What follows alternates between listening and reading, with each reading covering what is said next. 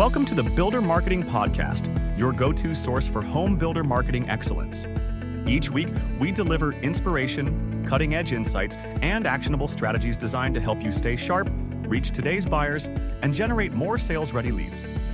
Join us for real-world conversations with industry leaders who share proven ideas and tactics that actually work. And now, here are your hosts, Greg Bray and Kevin Weitzel. Hello, everybody, and welcome to today's episode of the Builder Marketing Podcast. I'm Greg Bray with Blue Tangerine. And I'm Kevin Weitzel with Outhouse. And we are pleased today to have joining us Josh Paul. Josh is the founder and CEO of Homebuilder Ops. Welcome, Josh. Thanks for being with us today. Thanks for having me, Greg. Kevin. Well, Josh, just start by giving us that quick background introduction for those who haven't had a chance to meet you before. Sure. So I've been working with home builders for almost a decade, and I've been working with HubSpot every single day since 2010. About 5 years ago, the two of them came together and we spun off Homebuilder Ops from my other HubSpot consulting and training company. It's grown to be HubSpot's number one partner for home builders. It is such a great industry. If you get this right, the ROI is tremendous for builders. We're not an ad agency. We don't do websites. We don't do content. We focus on the revenue and the plumbing and the reporting and the automation and the customer experience. And so there's a lot of things that we touch, a lot of things as the HubSpot platform has grown that we've had to become experts in, but we're seeing tremendous results in this industry. All right, before we jump into all that, let's get an interesting factoid about you personally that has nothing to do with work, the home building industry, or family. What do you got? All right, fun fact, many lifetimes ago, I worked at Walt Disney World. My wife and I actually met while both on an internship at Walt Disney World. So big Disney fans in our family. So, did you do one job or a gamut of jobs? Were you cafeteria? Were you the guy that pushes the safety stop button? What'd you do?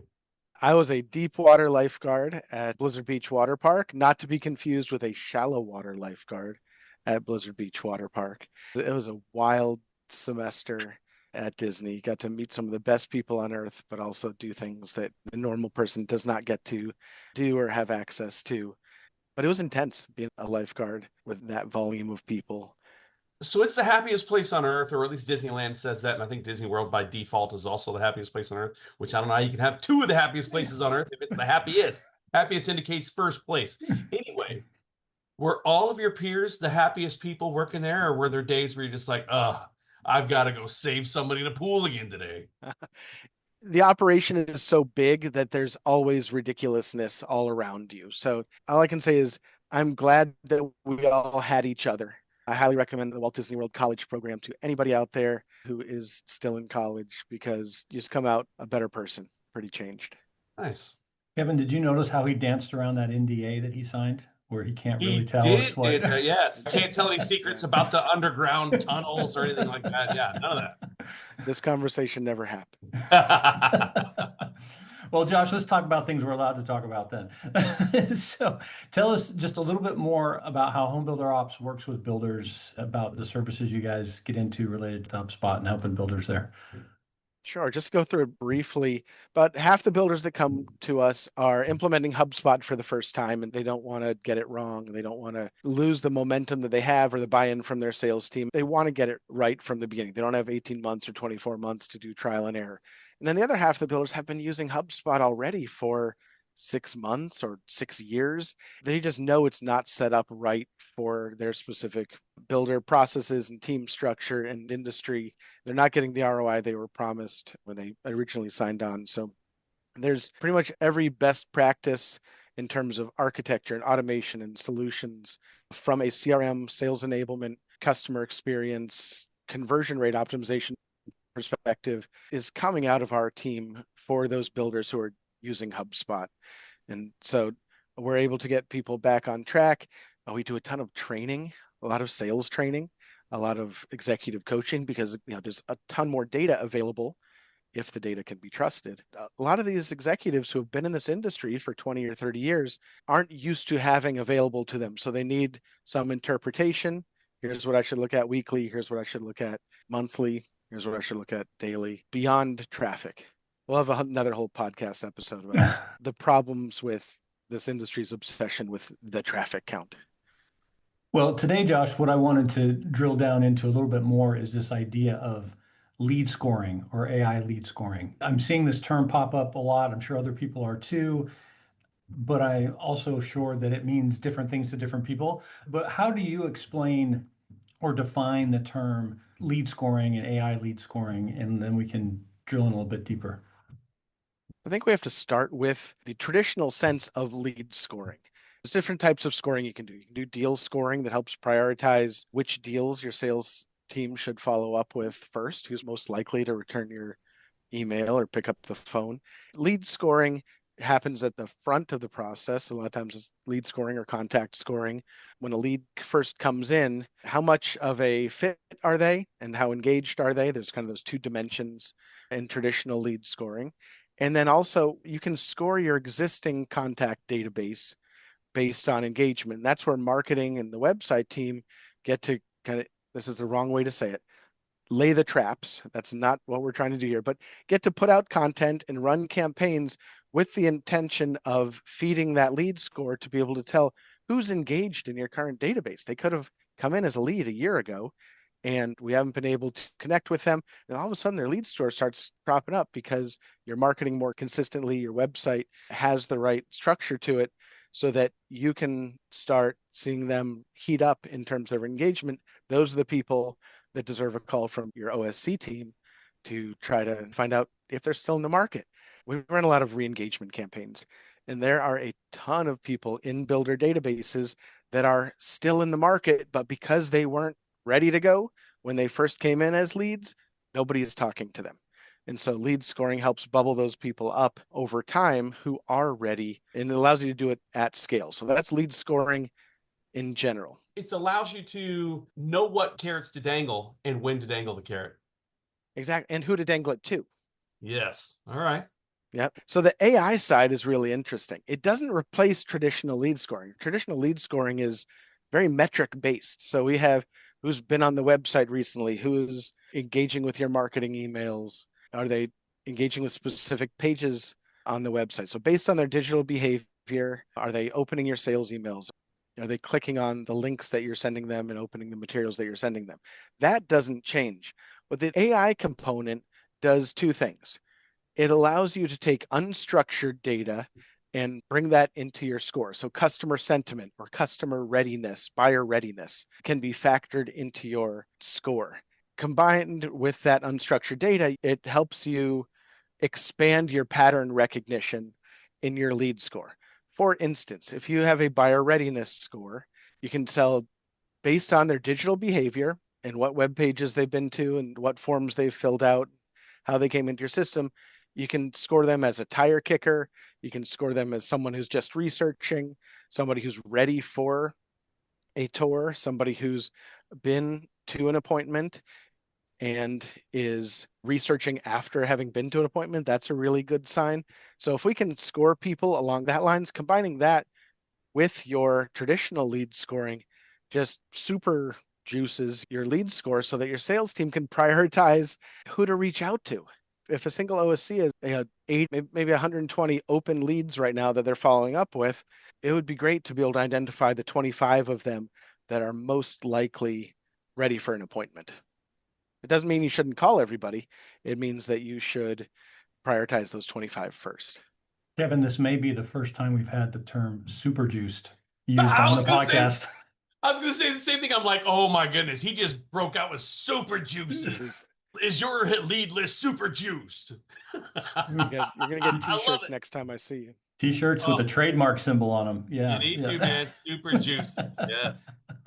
Well, what does a super juiced lead look like, Josh? How does these scoring kind of appear to folks? You talked about traditional, you talked about AI, you talked about some different categories. Is this a number? Is it just a grouping? Is it super individual? Is it just putting them all in a bucket? What does this look like for the sales team when they're like logging in and trying to look at these leads? There's a few different ways to do it, but for sales teams, especially in this industry, you have to keep things very, very simple. So we feed it into the existing lead score or deal score number. We don't want to complicate things. So we don't say, all right, you have your lead score, but now you have this buyer readiness score, and then you have this customer sentiment score. Make sense of it, sales team. We want to feed it all into one place and give them as few places in the CRM to go to as possible. Again, that's another whole episode where sales people, especially in this industry, are not going to fall in love with the technology and with the CRM. So we need to go into this recognizing that they want to be in and out of the CRM as quickly as possible, tracking what they need to track, but then getting back to what is their superpowers, which is building trust with buyers and ushering them through the process. So we want to boil it down to a score. It shouldn't be capped at 100. Like a lot of people say, well, Matt, why does your lead score go up to 140 or 160? Because there's always new activities happening. It actually mutes hot leads if you try to compress it all into a 100 based scale. But we need to train the sales team that says, hey, if somebody is in the top third, middle third, or bottom third, this is what it means. So, Josh, you used the term non-structured or unstructured data a minute ago. What does that data look like when you mean structured versus unstructured? And why is AI better at that than maybe the traditional tools are? Let me give you a couple examples. I'm going to give you one on the lead scoring side and then one on the deal scoring side.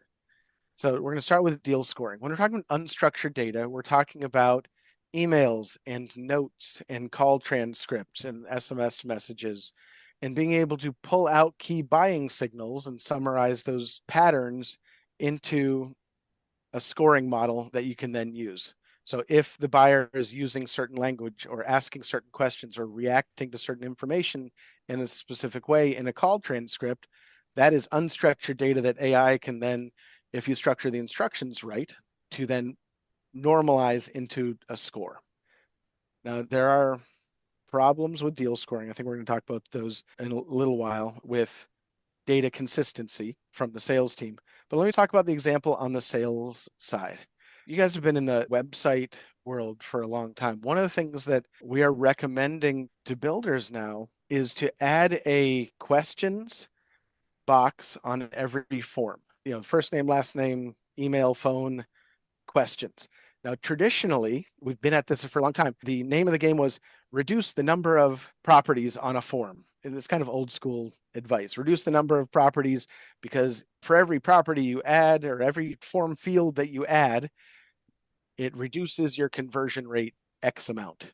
But we're recommending that people add a question box, multi-line question box at the end of every form, even their short forms, because buyers want to tell their story.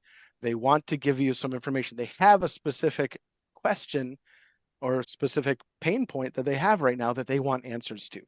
So if they can convey that to you, they don't have to keep it in their head for when the OSC actually reaches out to them and go, oh yeah, that's what my question was. They can ask it in real time. Now, what that does on the CRM side is allows you to take the specific question that they had. You don't have to wait until the OSC connected with them, but the specific question that they had, and you can use that in the score, but you can also formulate a hyper-personalized follow-up or initial sequence from the OSC team using the exact information that the buyer was looking for. It can be automated, it can be templatized, or it can be prompts to the OSC team, depending on how strong that data is. But that is unstructured data. That question can be 3 paragraphs long. It can be looking for pricing. We can formulate that into a score and then also formulate into very personalized initial outreach. Hey everybody, this is Greg Bray from Blue Tangerine, and I am so excited to let you know that the registration is now open for the 2026 Builder Marketing Summit. We're going to be in Dallas, Texas this year on September 23rd and 24th, and we are working on an amazing lineup of marketing, OSC, and leadership content for you. Please check it out at buildermarketingsummit.com and get your registration in today. Remember, there's limited seats available, so don't miss out. Again, buildermarketingsummit.com. Can't wait to see you there. So, Josh, this reminds me of a conversation I had recently, probably back at the Builder Show, but it was about the idea of balancing how many fields go on the form. Again, this idea, the more work we ask them to do, the less likely they are to finish it all. but actually moving that into a multi-step form. So maybe the first page is just a few short questions, and then we say, oh, once we've captured that, now we got their name, it's in the system. But then we go ahead, hey, tell us a little bit more about what you're looking for or where you are in the process and things like that. Have you experimented with those at all, where you see kind of the step one, step two, even step three in a form process? Absolutely. For your shorter forms, adding the question to step one, I wouldn't save that until afterwards. Also, you can score based on who filled out the question and who didn't, who actually has an actual comment or question that they have. But then that step two, like you said, step one's already captured in the system, because if they don't fill out step two, you can still follow up with them like a traditional lead. But that follow-up information, you don't want to make it too cumbersome, because you still want a high conversion rate on that second form. But that's where you ask time frame and budget. Because of AI now, you can ask specifics. You can ask things in broader text boxes. What are you looking for in a home? You don't have to break it out into individual fields on the form anymore. You can ask them to just blurt out their answer. We're also experimenting with audio capture, where on that step two, or sometimes even on the step one, somebody can just talk, because a lot of times they're doing this from their phone. They click the button and they can just talk through exactly what they're looking for. Because there's an AI backend to it, it parses it into the right places in your CRM. And then no matter how they presented it, it formulates in a way that makes sense for the sales team that's going to be following up. But I highly recommend the two-step process. You have nothing to lose, because your one-step form is still there. And so let's capture some additional information, but you also need a sales process on the back end that is going to use that information and not ask the same questions that they already took the time to give you. Let me ask you this. The listening agents that are out there, like when it's recording to a phone, does it put all the responses in all caps for people that come from New Jersey because of their accent? It does. In all reality. So these are all the what ifs and the channeling that people should do to start adding the scoring to their process. What are mistakes you see builders making in trying to set all this up? The biggest weakness in traditional scoring, and then it's amplified on the AI scoring side, is missing context. So let's say you want to score people based on traditional scoring. One of the questions on your form is time frame. You have 10 forms on your website and only 5 of them capture time frame. You can't reliably use time frame in your scoring model, because you can't knock down people who don't have a time frame just because you did not offer it. So you need that consistency. And so we're actually seeing AI able to be leveraged better on the marketing side than the sales side right now, because there's less holes in the context window.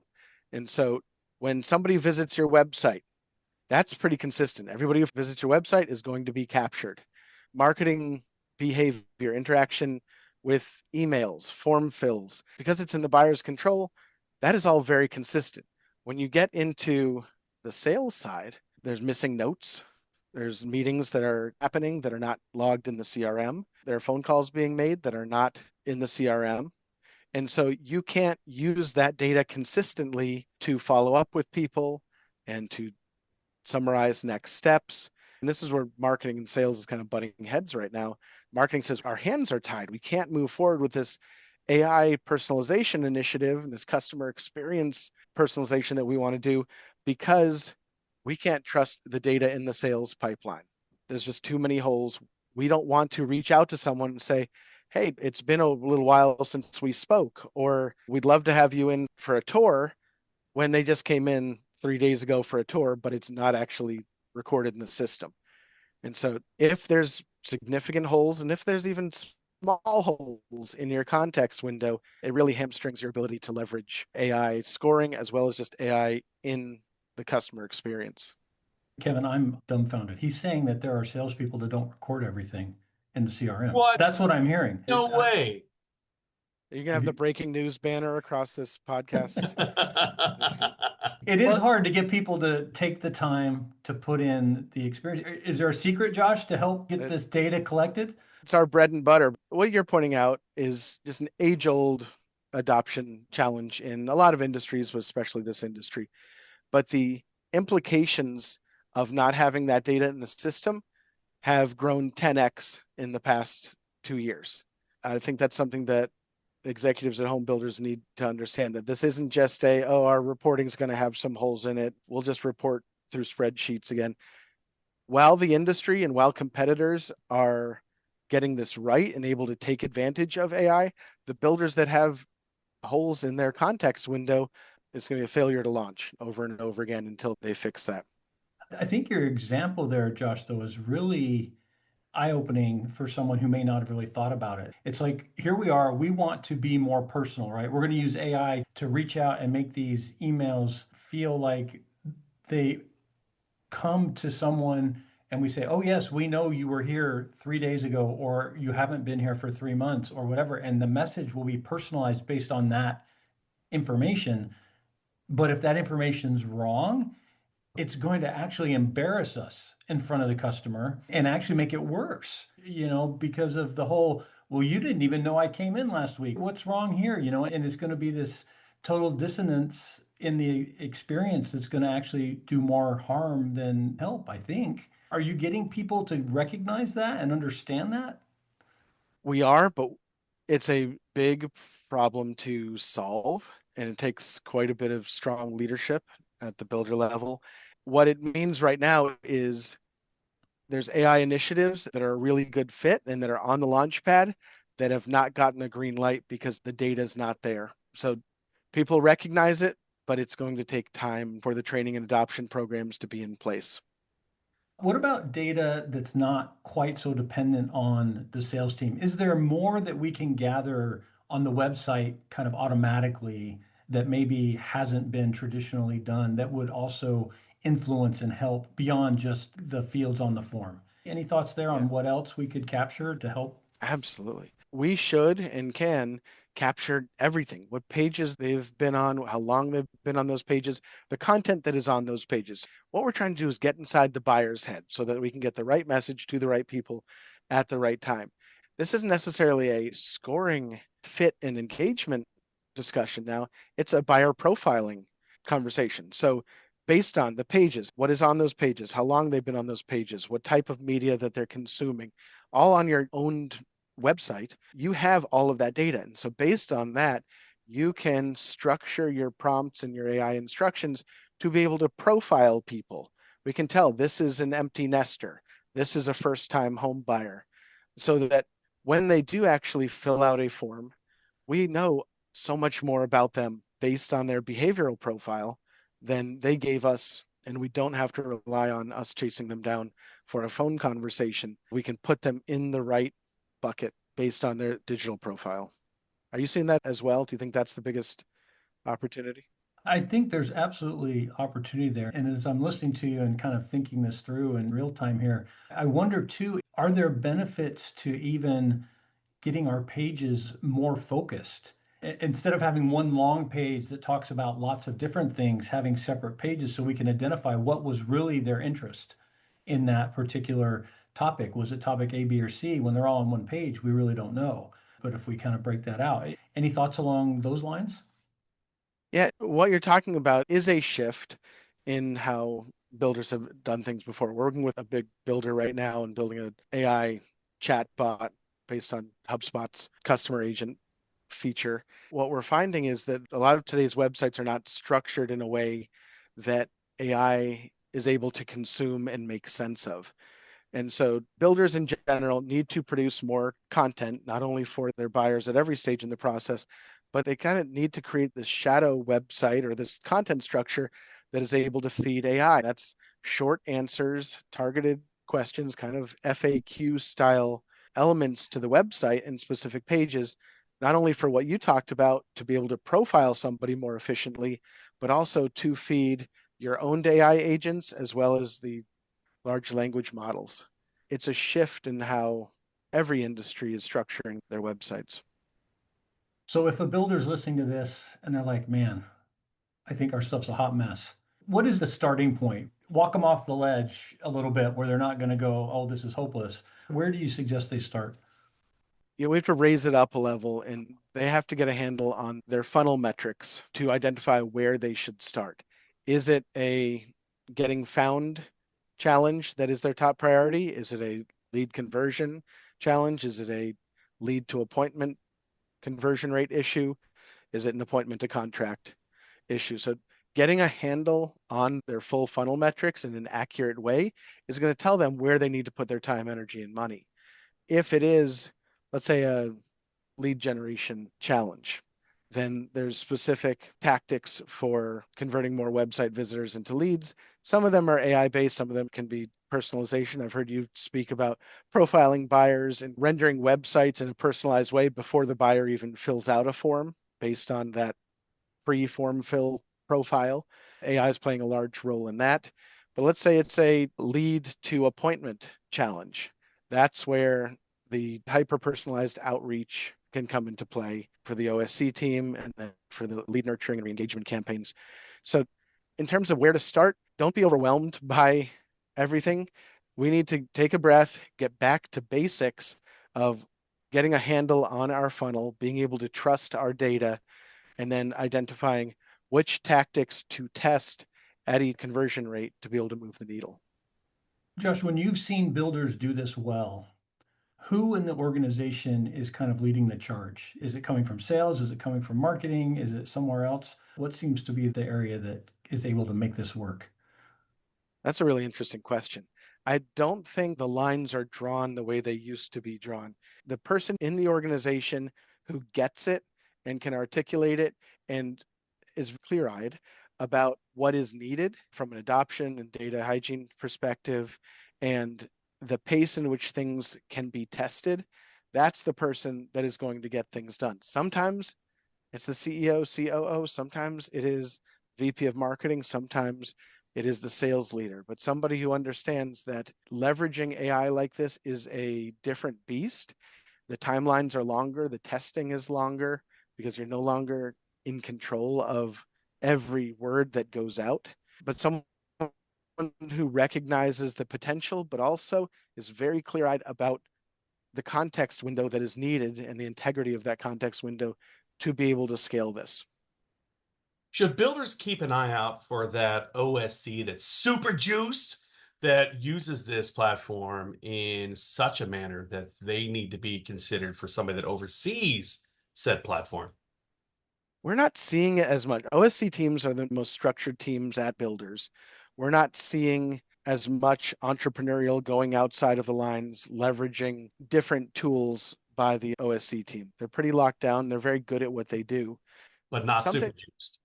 with the right system, they can bring the super juice. So, Boom! You hear that, OSCs? Bring the super juice. people who are able to get even a small part of their data accurate, that's what you lean into first. So different builders are starting at different places.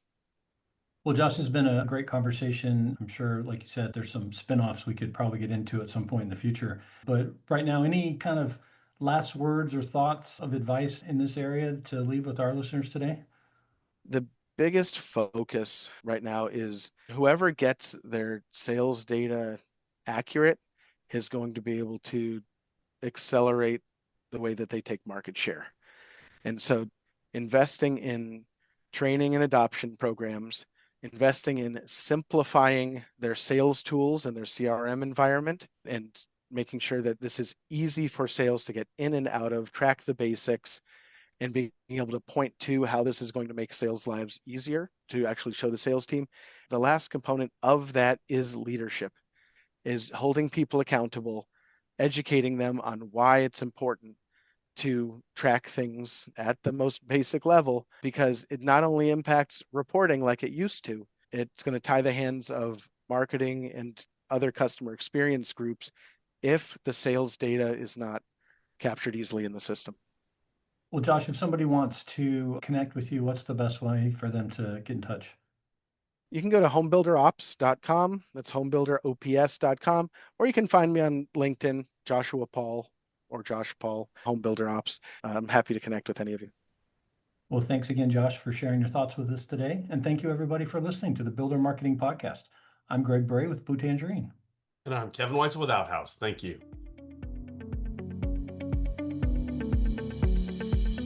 Thank you for listening.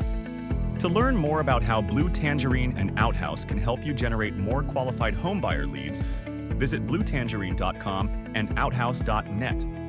If you've enjoyed our show today, please tell a friend, leave us a review, and subscribe on your favorite podcast platform. Be sure to join us again next time on the Builder Marketing Podcast.